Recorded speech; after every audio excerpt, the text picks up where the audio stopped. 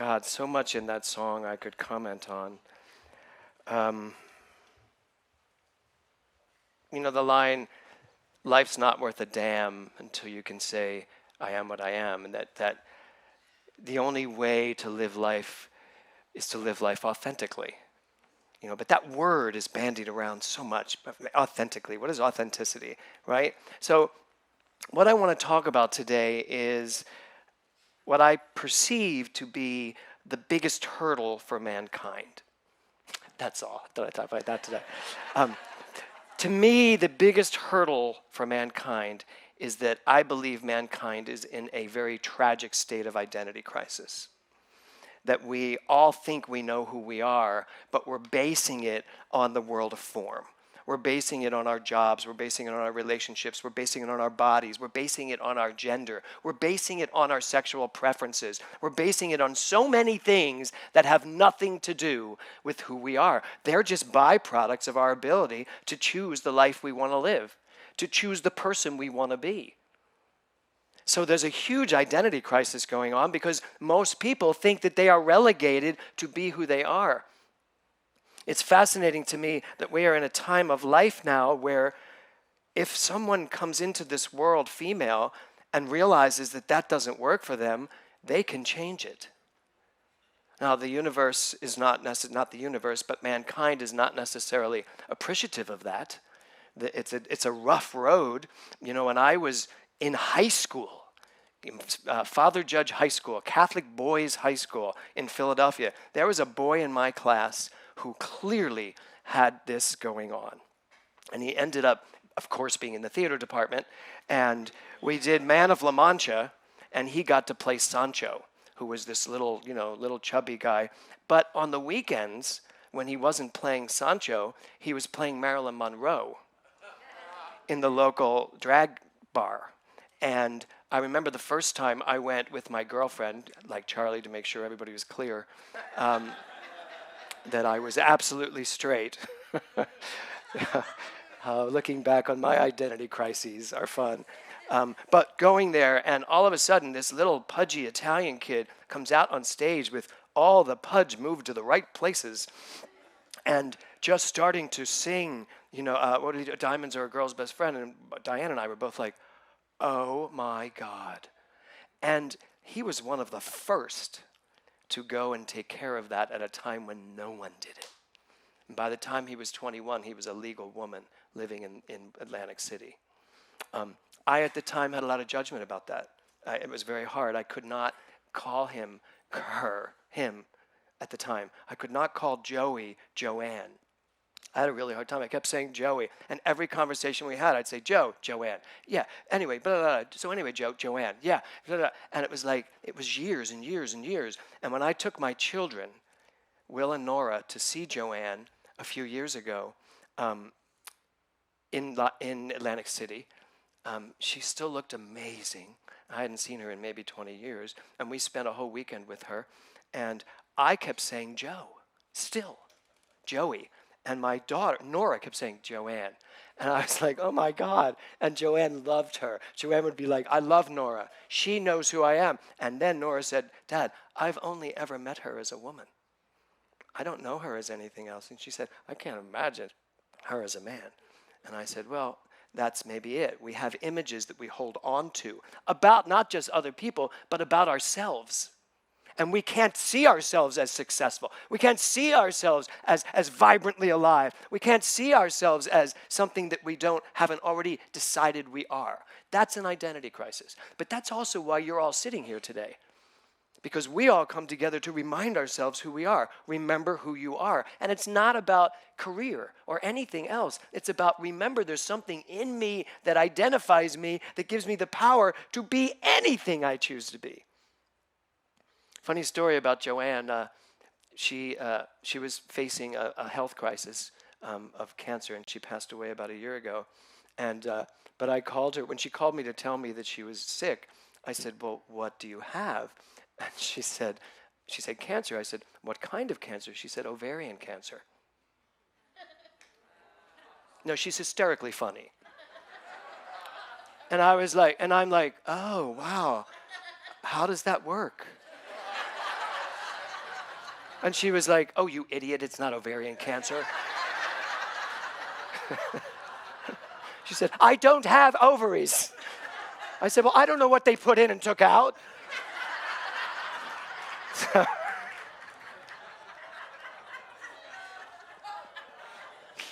Oh, I wish you were alive today just to watch. Oh, well, you're here, you're seeing this. So the title of my talk today is, What Am I? Nice slide. I like the five questions, 5 answers. So what am I?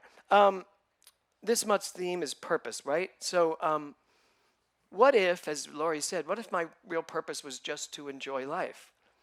If my real purpose was just to enjoy life, then we would just enjoy life. But I think the real purpose is to enjoy life by finding out who I am. My job is to enjoy life, but how do I enjoy life when I don't know who I am? How can I really enjoy life if I don't know what I like? How can I really enjoy life if I'm afraid to take chances, if I'm afraid to step out and be someone that maybe someone won't like, or maybe someone won't understand?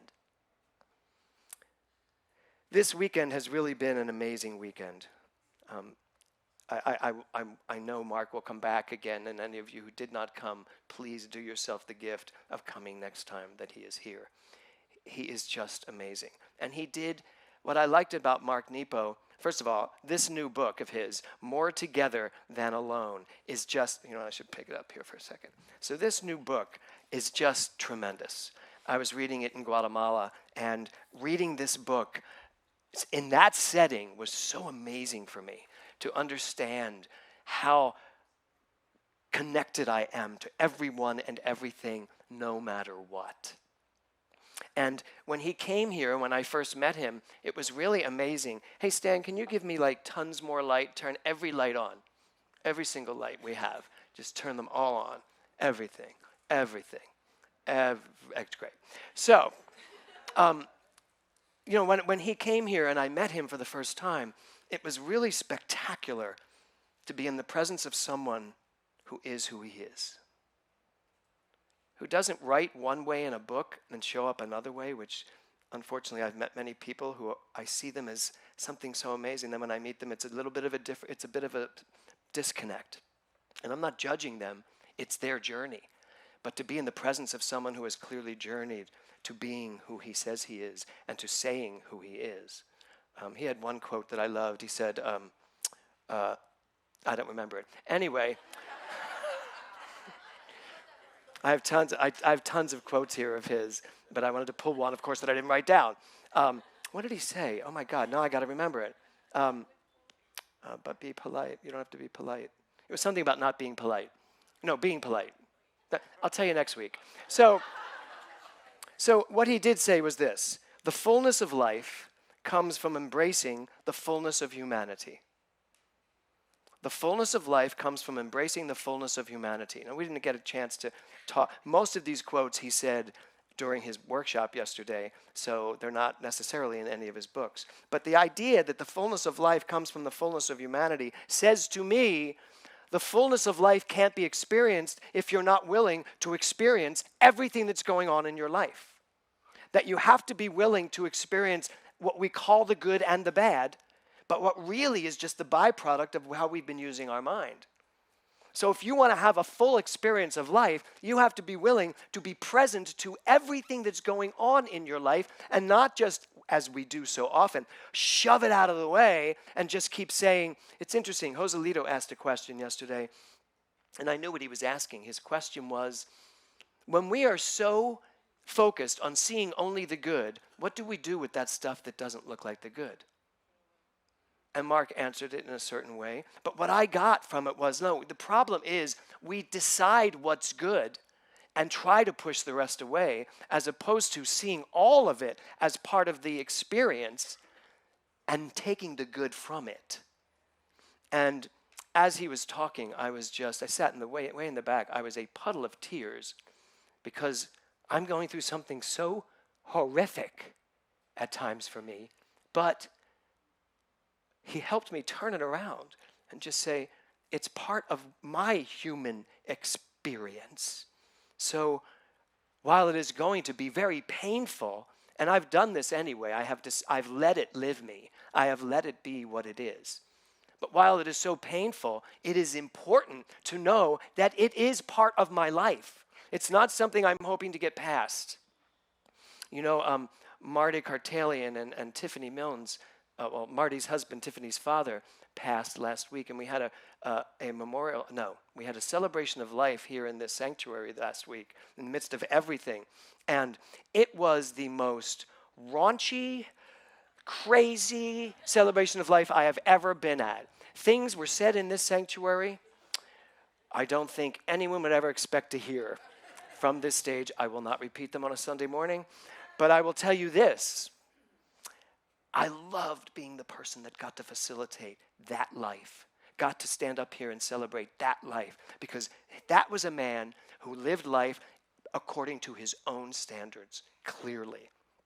Good, bad, or indifferent, right? And he was unapologetic, certainly with some of the things he said in life. He was unapologetic. So it was fascinating to be part of this and to say, that's what life has to be. We apologize way too much. And I'm not talking about apologizing to someone for what you do. I'm talking about apologizing in our minds for what we're not able to do. We apologize way too much for not living the life that we're here to live. To ourselves. I would so love to be unapologetic, and I'm pretty unapologetic about my life. But that whatever I do is mine to do. And if you don't like it, then you don't have to watch it. You don't have to be a part of it. And still with love, of course. But how often are we compromising our life? How often are we compromising who we are for people around us? How often do we compromise who we are because we're afraid somehow it's not going to be accepted? Do you know that the great geniuses of the world, the reason why they're great geniuses is because they just do what's theirs to do. If it works, it works. If it doesn't, it doesn't. That's who I want to be, and that's who I know each person in this room is. So the fullness of life comes from embracing the fullness of humanity. But how do we do that? How do we really free ourselves up to just being who we are? Well, he talked about the mind and how it's so cluttered.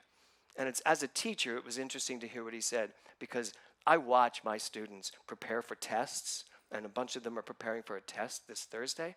And my advice to them is to stop preparing for it, because putting all that knowledge in your head causes your head to shut down. And then when you go to answer a simple question, you don't know the answer because it's just too simple. All you have are all these convoluted ideas that you tried to memorize, which you don't even inhabit, so you don't really know. You're just trying to memorize the answers, and then a silly little question comes up like, what is treatment? And all of a sudden you're like, oh! And yet you know the answer. And so he talks about that idea. Empty your mind out so that you can allow what you know to come through. Because guess what? As God, you know it all. I mean, that's the center of it. And then this is a great one. The soul's awakening is our career. Where that happens is our occupation. The soul's awakening is our career. Where that happens is our occupation. And he talked about a choreographer, when he was a young boy, had polio. And so he decided with polio to learn how to dance. Most people get polio and they're stuck with polio. And they're learning to try to walk. He went to dance class and it's an amazing quote that he has that I also didn't write down, which is, knowing about God changes nothing. Dancing as God changes everything. So this man took everything he had and put it into his dance, and he became one of the great dance teachers, instructors, and founded Jacob's Pillow, taught a lot of amazing dancers. So that's who we get to be. We can be the person that actually steps out of the relative and into the absolute knowing of who we are. Now, when we say, what am I, or who am I, it's the answer that's most important. Meaning, the answer is going to be so multi-leveled. I may be this person here, and I may be this person here, but am I the same person? Absolutely. How often do you think you're trying to be the same person all the time? Oh, well, I shouldn't, I'm a person that doesn't like this, so I shouldn't feel this way. I'm a person that doesn't eat this kind of food, so I won't go to this restaurant. Many examples of times we think we're someone, so we avoid certain things. What if we every day woke up and said, who can I be today? Wouldn't that be fun? Some of you are like, no. Because you're comfortable. Because we're all comfortable. I know who I am. I'm comfortable. Yes. No, I know who I am. I'm the expression of God, so I'm actually uncomfortable. Because I have the capacity to do anything, to be anyone, to accomplish whatever I choose to do. Everything is open to me. And if that's who I am, that can be uncomfortable. And I'm okay being uncomfortable. Are you? This side seems good. Delaney's fine. Right? So uncomfortable can be really, really annoying at times. But I love this quote. He says, a flower doesn't wait for an audience to bloom in the garden.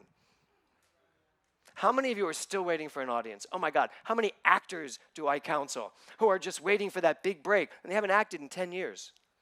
Because they're waiting for a good opportunity to act. They don't just want to act. They want to just find a starring role in a TV series. Not going to happen because you don't have the consciousness of it. But if you have the consciousness of acting, you're going to find anywhere you can to act. If you want to be a performer, you are going to find anywhere you can to perform. If you want to be a minister, you are going to find every opportunity you have to speak, to talk, to teach, because it's in you to do. Don't wait for an audience. Don't wait for the applause. Don't wait for someone to say, yes, this is yours to do. If it's yours to do, you are going to find yourself doing it. So, I want to talk about this quote. We never go back to who we were. We are always becoming. That's actually my quote based on some things that were said yesterday when I got home. I was like, it's so easy to look back on who you were. How many times have you heard yourself say, God, I just want to reclaim who I was. I just want to be that person, right? And you're only 19. How far back do you go? Like 6. But you know what? That's great. There is that childish. I asked Mark, the first question I asked him was, who were you as a little boy? Are you this person today that you were as a little boy? And his answer actually was yes. But I am too. I am just as pernicious. I am just as annoying. I am just as itchy. I am just as creative. I'm just as so many things as I was as a little boy. But there are times when I just think to myself, I gotta find that again. Find it again, not become it again, but find that truth in me as me. So, as far as the forward momentum is concerned, we never go back to who we were. We are always becoming. You cannot stop evolving. You cannot stop growing. So the thought that you want to be who you were or that you can't be who you were, actually, you can't be who you were, ever. You can never be who you were. Kelly Lang can never be the #1 anchor woman on, what is it, CBS, ABC? NBC, the only one I didn't pick. On NBC. She can never go back and be the #1 anchor woman on NBC because that's who she was. But who she is today is even more. She is a provocative, intelligent, smart energy in this world. And she brings it everywhere she goes. And it's going to just keep evolving and unraveling. But if she spent her time saying to herself, oh, why can't I be back there? Why can't I be that young version of myself who was this great anchor woman? She wouldn't be who she is today. She would be stuck in that person, which will never be again. This is a good thing. I mean, what if I was like, God, I just wish I could go back and be back on Broadway and just starring in a show. I wish I could be that person again. Well, first of all, I can if I choose to.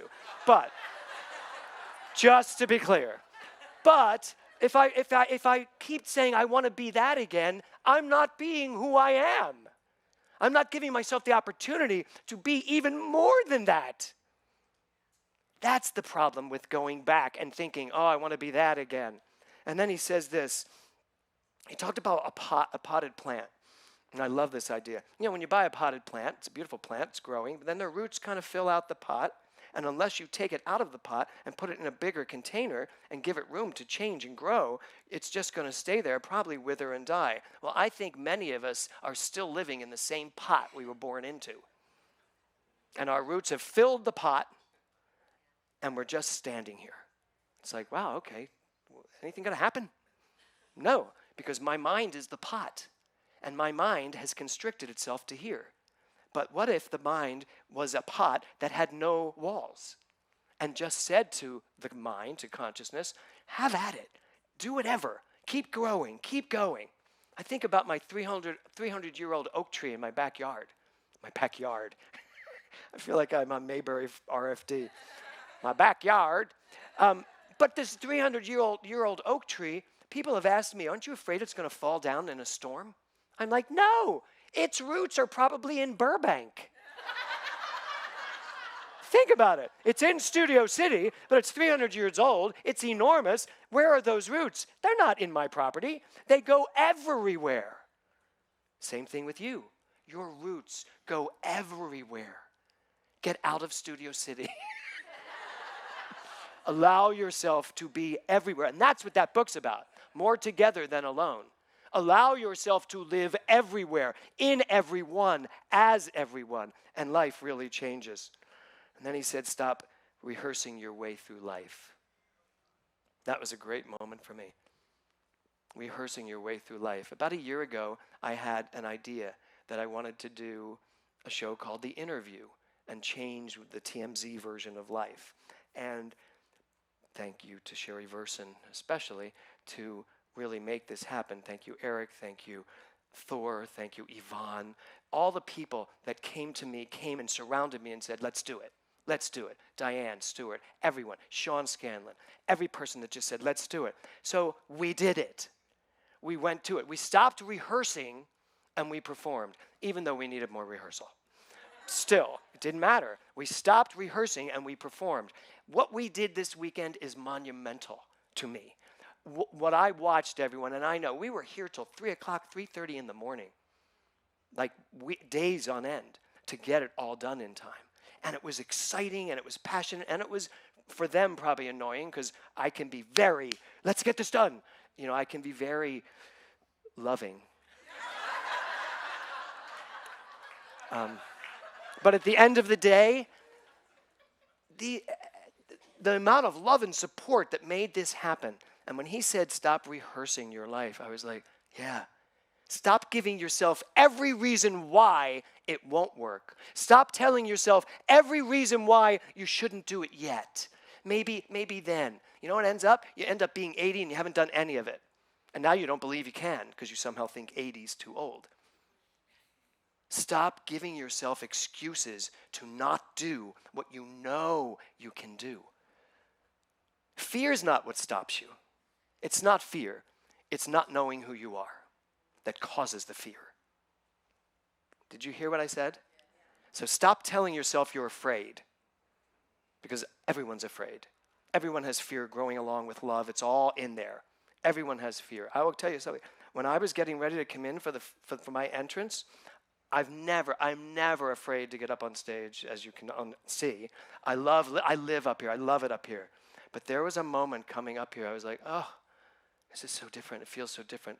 3/4 of the audience are here to see Mark. I had all this stuff going on in my head. And then just as I was about to start a spiritual mind treatment, because I thought, gee, why don't you try treating? I'm standing back in that corner and it starts. The lights go out and I'm like, oh! And I go running up onto the stage and I got up here and the minute I opened my mouth to talk, I was like, oh, it's the same thing. Just talk. Have a great time. So don't let fear stop you. Address it. Look at it. Tell it what it is. It's just nothing. It's the nothingness of life. Take charge of it. So one of the things that I think happened this weekend that really will change my trajectory as a minister is the idea of the mind and the heart. You know, science of mind can be very mind, head led.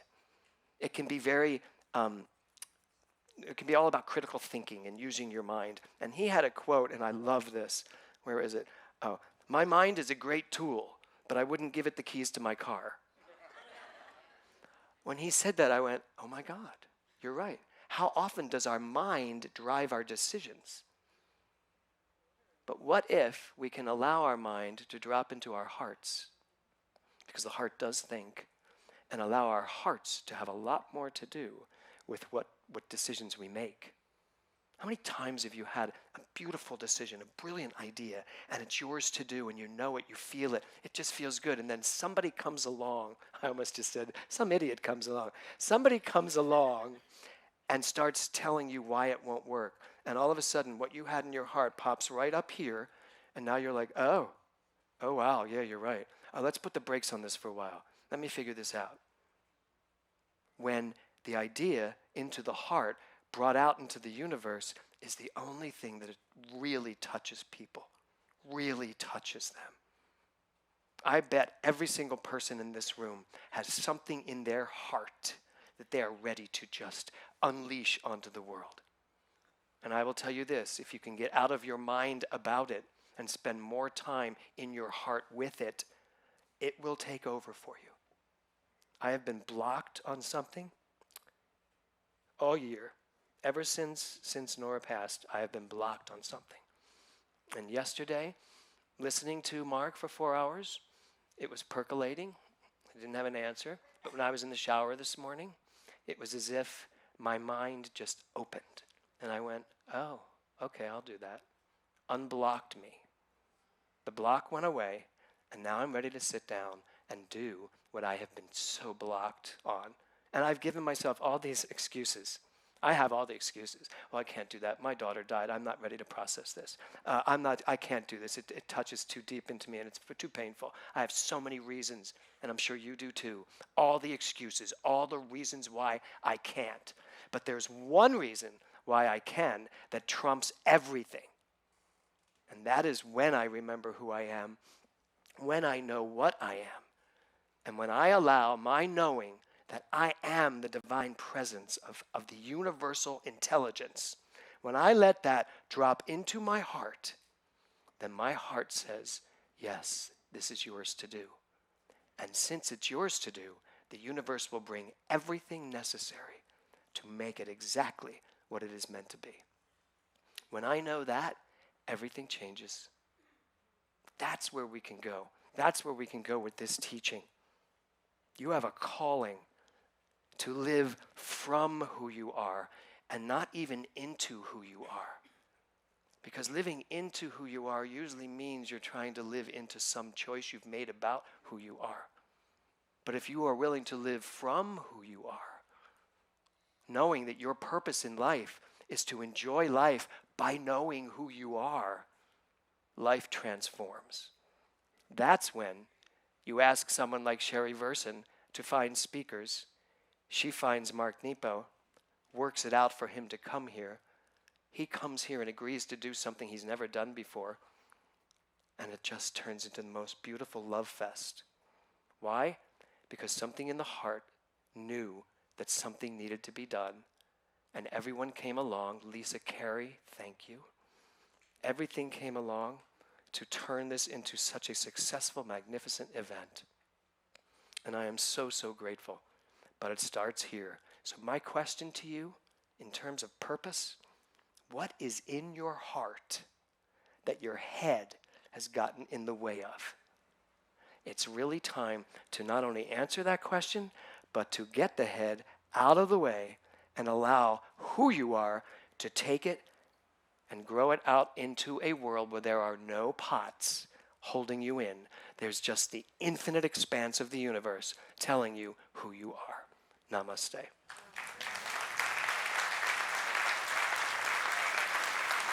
Thank you.